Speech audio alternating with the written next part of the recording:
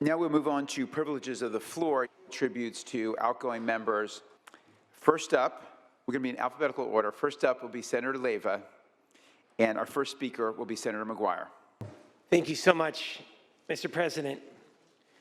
I'm honored to rise today to talk about my good friend, Senator Connie Leyva. And I'm going to be the first to admit, and Senator Leyva and I talked about this just a bit ago, the reason why I am challenged with tributes is because I start to blubber and cry through the statement, so I just want to give a warning, and your patience is appreciated. Connie Leyva has dedicated her adult life to improving the lives of working families and the most vulnerable in our state, and she's never backed down. And you may agree with her, and maybe you don't. But whether you do agree or not, she's a force to be reckoned with. And Connie Leyva will forever be known as a trailblazer in California. She wears her passion on her sleeve. And when she sees a wrong, she fights to be able to make it right. Connie led the largest food and commercial worker union in the state. She's the first woman to do that. And she rose from the ranks. She rose from the ranks as a checker at Alpha Beta. She made history in California as the first woman to be elected as president of the California Labor Federation, representing over 2 million workers and their families throughout California. And she did all of this. She did all of this in a world where men have forever dominated the positions of power. But as we all know, and let's just be honest, we've all been on the other side when Senator Leyva gets spicy. Connie Leyva doesn't back down. Connie Leyva never gives up. Leyva never gives in.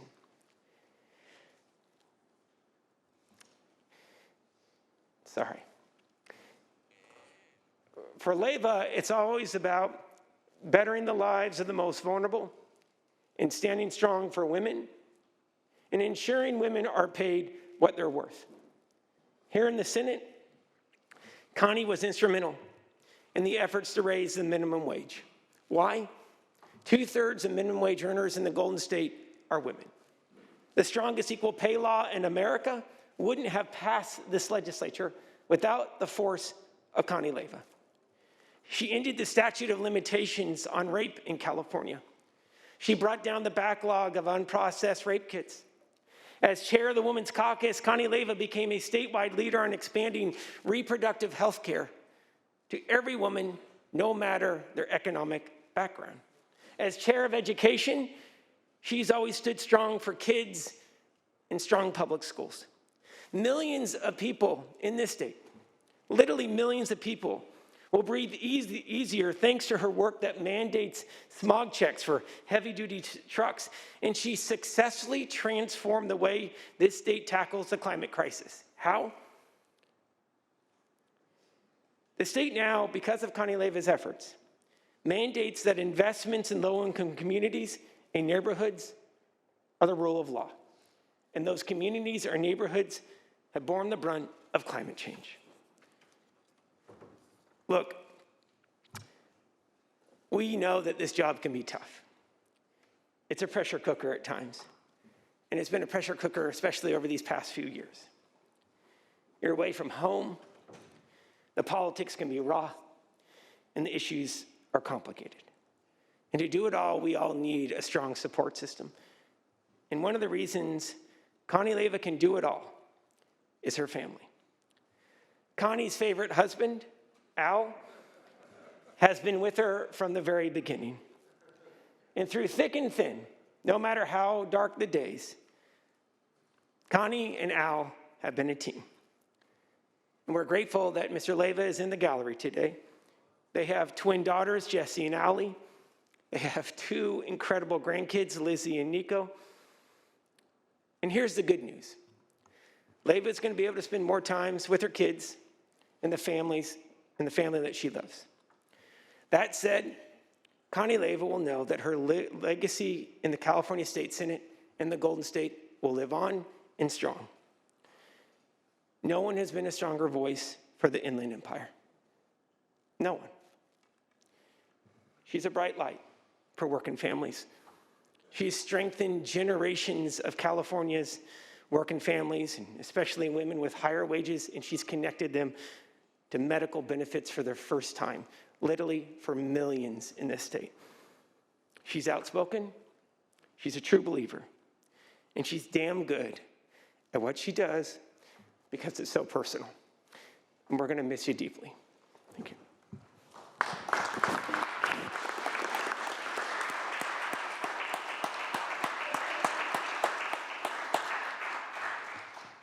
Our second speaker will be Senator Allen.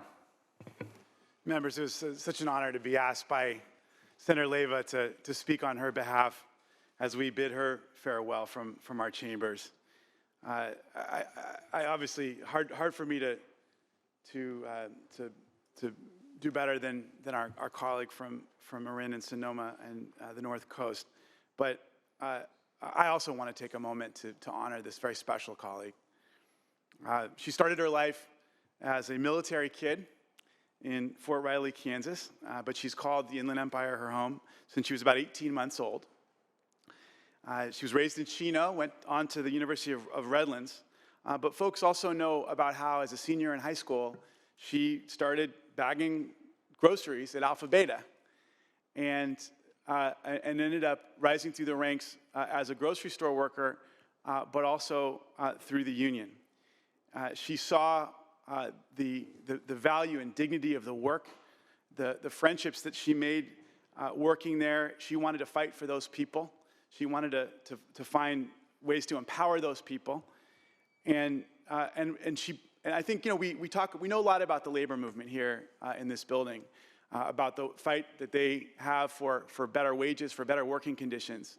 But the labor movement also provides vehicles, avenues for leadership, for folks that come from different kinds of backgrounds. People who may not have a traditional, graduate academic pedigree, but who have incredible skill set, incredible tenacity, incredible determination. The labor movement provides vehicles for leadership for folks from working class backgrounds who want to fight for people in poverty, who want to fight against class disparity. And Connie is one of those people who had the skills and who was able to build a career through the labor movement, eventually being elected as the very first woman as president of the California Labor Federation, representing more than 2 million workers throughout the state. What a pioneer, what a champion. 10 years later, she was running for the state Senate to represent her beloved Inland Empire community. And I remember I was running the same time. She, of course, did much better than I did in her primary and had everything kind of sorted by the primary election. I was in the fight of my life for my own election in November, and Connie came to my campaign office with Ricardo Lara and Kevin De Leon. I'd never met Connie before, and she walked in with such flair, confidence, that wonderful Connie Leyva smile that's always on her face. And I thought, who is this person? This is someone I got to get to know. This is someone who's special, who's going to be an important leader. And I've watched her ever since. We've worked together ever since she was elected. We were both elected in 2014. We, of course, know all the work she's done for California families, for children, for working people, for women. The first thing she did was to introduce a bill to raise the minimum wage. Let's not forget, at the time, 2014, $9 an hour. Look how far we've come. She's authored laws to expand protections against employee harassment and discrimination. She's worked on so many different areas: healthcare, housing, especially for mobile home park residents who are oftentimes left off of the radar screen, consumer protection bills, public safety. She eliminated the statute of limitations on rape. And then environmental protection, and that's something I think members here know is a topic that's so near and dear to my heart, and to see the evolution and the deeper and deeper engagement that Connie has spent on that issue that's of such import. I think as she got to know more and more of the challenges that environmental, that pollution and contamination were causing to her own constituents and to working people up and down the state, she started to champion this cause and started to deepen her engagement on environmental protection and really left a mark that is so significant in that area. One of the things I love about my morning routine is waking up in the morning, getting my cup of coffee. I make my wife a cup of coffee, and I get my morning physical newspaper. God bless that physical newspaper. And I'll never forget a morning in December. I was back in my home in LA in Santa Monica, and I picked up my paper, and there was a big editorial about smog and pollution and trucks. Why aren't dirty diesel trucks in California smog checked? That could soon change. And it was a moment, we pinch ourselves in this job from time to time. But it was such a great moment to see a colleague highlighted for having made such a contribution. It's going to impact the lives of people for generations to come on a bill that I'm not sure everyone here even remembers that she did. But the LA Times highlighted that bill. And with your permission, Mr. President, I'd like to read just a paragraph from this editorial. The benefits of going after relatively small number of polluters are enormous. Putting in place a smog check as required by legislation by Senator Connie Leyva would reduce more pollution than any state emissions rules since 2008 and bring enormous health benefits in the coming decades, including the prevention of more than 7,000 early deaths and thousands of emergency room visits. And of course, the greatest impact would be in Southern California and the San Joaquin Valley, where millions of residents suffer from smog and soot levels that routinely violate federal health standards. Connie Leyva saved thousands of lives through that legislation. She's made a difference for so many people, for young people growing up with reduced lung capacity because of the soot in our air. And she pushed the envelope on that and so many other issues.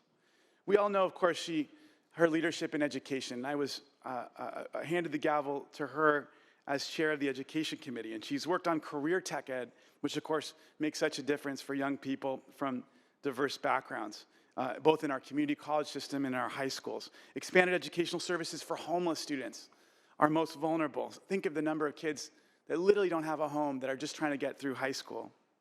And she's worked on trying to make life better for them. She's amplified the focus on gender parity, including through her last year's SB 363, which created parity for girl state and boy state participants here in the state capitol, that wonderful educational program for young people to learn about government. And she made sure that there's parity for the young women who participate in that wonderful girl state program. So this is just a little smattering of the contribution that she's made in her 8 short and long years here in our state capitol. She's energetic, she's tenacious, she's courageous, she's blunt, but she does it with a smile. And we know that she's going to be spending a lot more time with her favorite husband, Al. Their wonderful two twin daughters, Allie and Jessie, who've had the chance to meet. They're now, of course, proud grandparents of Lizzie and Nico. Their little Nathan, I think, is expected very shortly. It's been such a great honor getting to know you and work with you, Connie. We certainly have different styles, but your tenacity, your dogged determination, and your passion for helping the underrepresented, for the underserved, for those most vulnerable, is infectious, and we know you've made a real difference. And so I just want to say how much I appreciate you. We honor you, and we wish you the very best as you go forward.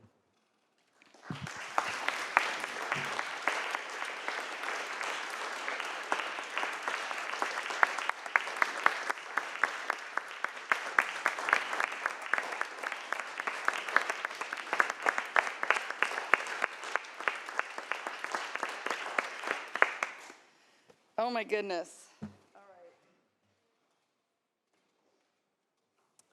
I have some notes. Good morning, everyone. Good morning to all my people in the gallery. Thank you to Senator Mcguire. Thank you to Senator Allen. We came in together in 2014, and a lot of people said to us, oh, you guys are the new group, no assembly required, because none of us served in the assembly. And if you know Ricardo Lara, he called us Gold Star Senators. And for those of you who don't know what that means, I'll tell you later. It's not appropriate for the floor.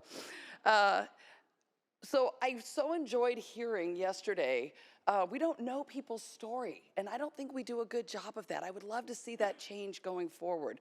We know what we hear on the campaign trail, but I so enjoyed hearing the stories yesterday about people and why they ran for office.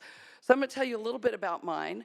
As you know, you heard I was the president of UFCW Local 1428 and concurrently the president of the California Labor Federation.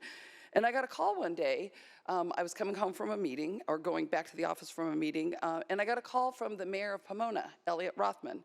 And he said, Connie Leyva. And I said, Elliot Rothman. He said, I'm going to run for the Senate. And I said, what Senate? And he said, the state Senate. And all I could think of was, oh my God, this guy is drunk or high at every meeting he comes to. He can't be our next state senator. It would be such an embarrassment for the region. And he said, so I need your support. And I said, well, let me get back to you on that.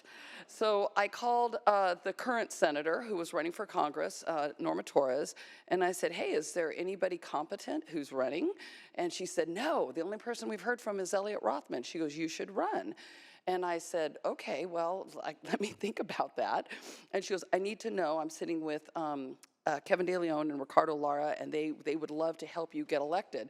And I said, well, I kind of think I want to go home and talk to my husband about this. This is kind of a big change. And so I said, I'll get back to you. So I go home and I said, hey, Al Leyva, favorite husband. I said, so what do you think about me running for the state Senate? He goes, oh my God, you'd be amazing. And I said, okay, that's great, because I have to tell you a few more things about it. I said, one, it's a super big pay cut from what I make right now. He's like, oh, okay. I said, and two, I said, there's no pension. Oh, okay. And I said, and three, I said, I'm going to pay about 20 times more for our medical benefits than we pay now. And he said, okay. I said, and I have to live in Sacramento 4 days a week. He said, dear God, why do you want to do this job? And it kind of gets me to why I wanted to do the job. Because I told him, because I felt like I could make a difference. I felt like I could leave my stamp on the state of California and on the people of the 20th Senate District. So, Al Leyva, I'm not going to talk about you because I'll cry, but you know I love you. Thank you. And he was here with me, of course, when I was sworn in, as were our girls who had just graduated from college. So 8 years later, they're both married, they're both gainfully employed, they both have children with another one on the way. That's what happens when you're doing this job. Life happens. And I couldn't be more proud of my family and their support. I have been so privileged to do what I've done here. I've been the caucus chair for 8 years. I'm kind of surprised by that because, yes, I'm a little direct and I'm a little bold in what I say, but it comes from the heart, and I don't take it personally when people disagree with me, and hopefully they don't take it too personally when I disagree with them. But it's been an honor to be the caucus chair, and whoever the next caucus chair is, be on time, and don't let anybody get out of line, and always speak after all of your colleagues have spoken. That's my advice to you. The chair of, well, let me do this first. You can't do anything in this building without your staff. And when I hired people and asked them to join Team Leyva, I said, for better or for worse, you're part of the family now. And a lot of my staff is here. Everybody who's here who's been on Team Leyva for 8 years, raise your hand. I have been privileged to work with an amazing group of people here at the Capitol, Cameron Yarkovsky, Jessica Gawley, Sergio Reyes, Stephanie Heinlein, Maya Velasquez, who's new to the team, and Eric Guerra, who staffs me on mobile homes. But I also want to recognize Nicole Baruch, who now works with Senator Mcguire, Rochelle Smith, and Nick Romo, because they were all the beginning with Team Leyva and helped me get some really significant things done. So then I have my DO staff, and they couldn't all come up because, you know, COVID and all that. But Manny Saucedo is here, my district director, Vanessa Wiarco, Benny Ayala, but we also have Michael Townsend, Maria Arias, Rana Abbasi, Edgar Castellon, and Alex Martinez. Because not only were we able to do great legislation, we did wonderful work in the district. 1 year we did 150 events. I really can't believe how we did that. I don't know how we did that, but we always had fun. And I feel like we have changed the Inland Empire and the expectation for the Inland Empire forever. And I hope that whoever, because my district is now split, Susan will take part of it, but I hope they can live up to that expectation, because I told people, hold our feet to the fire, and they did, and we did. So I've been on education since I've been here with Senator Mcguire and Senator Allen. Allen was the chair at the time. And 4 years ago, I had the honor of becoming the chair of Senate Education. And you know, when you chair anyone who chairs a committee knows that it's really not about you. If you don't have amazing staff, you can't get anything done. Whoever is the next chair of education will be incredibly lucky to have all of the staff that I have been privileged to work with. Lynn Lorber, Ian Johnson, Olga Lilia Ramirez, Irma Khan, Lauren Robinson, and Cordell Hampton, who is new to the team. Thank you. I could not have done what I did without all of you. Thank you. And being the chair of the Legislative Women's Caucus took a serious good 10 years off my life.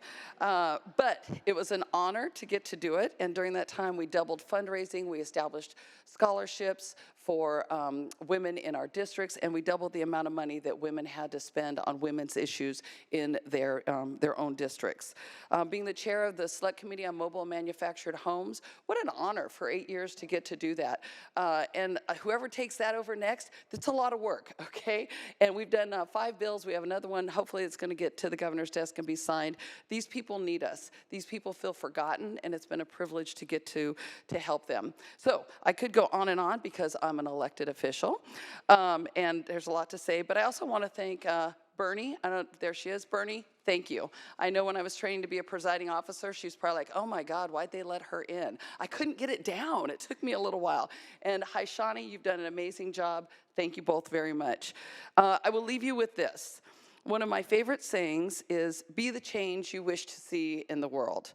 And it was said by someone much nobler, more nobly than I, and that was Gandhi. So be the change you wish to see in the world. If you want more kindness in the world, then be kind. If you want to see more justice in the world, then seek out justice. If you want equity in the world, fight for equity. Be the change that you wish to see. And I will also leave you with, courage is not the absence of fear, but the knowledge is something more important. So I'm going to ask all of you that are still here, be courageous. Don't worry about what people think of you. Don't worry about what people say about you. I always tell, especially women, don't worry about being liked. Worry about being respected. And you're respected when you stay true to your values. It's been an honor and a pleasure. I have a new job with KVCR Public Radio and Television. So Josh wants his own podcast, and Senator Min wants to be on Sesame Street. So look me up. I'll find a place for everybody. Thank you all very much.